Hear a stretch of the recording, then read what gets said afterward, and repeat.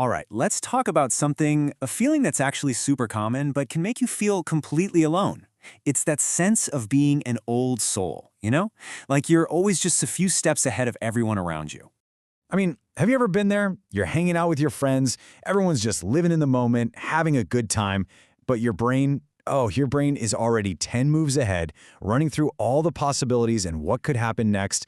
It's kind of lonely, right? Being the only one who seems to see the entire chessboard. Maybe you're always the one pointing out the consequences that nobody else sees. Or you just feel things deeper, with more intensity.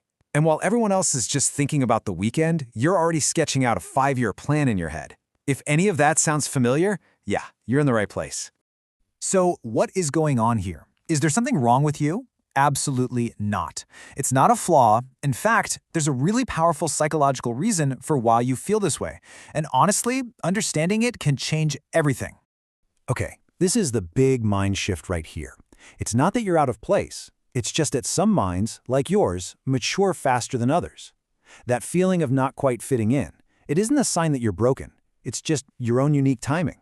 Think of it like this. It's a feature, not a bug. Yeah, there's actually a name for this. It's called early cognitive maturity. And let's be super clear, this has nothing to do with being smarter or better than anyone else. It's not a competition. It just means that the parts of your brain that handle things like analyzing consequences, planning for the future, and really understanding emotions, well, they just came online a little earlier than they do for most people. Okay, so what does this actually look like in real life? Let's break down the 3 core traits you'll see in a mind that's on this faster track. First up, we've got deeper processing. For you, nothing is ever simple, is it? A casual comment isn't just a comment, it's a piece of data that you have to analyze. A small decision isn't just a choice, it's like a fork in the road with a million possible futures branching out.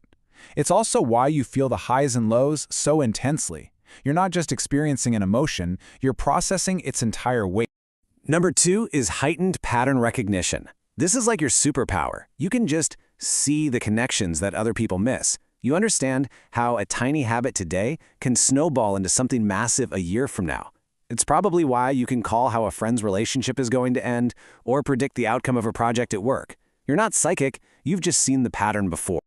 And the third trait? It's future-oriented thinking. For a lot of people, their focus is right here, right now. But for you, the default setting is always pointed toward the horizon. You are constantly building, planning, and thinking about a future that, in your mind, feels just as real as the present moment.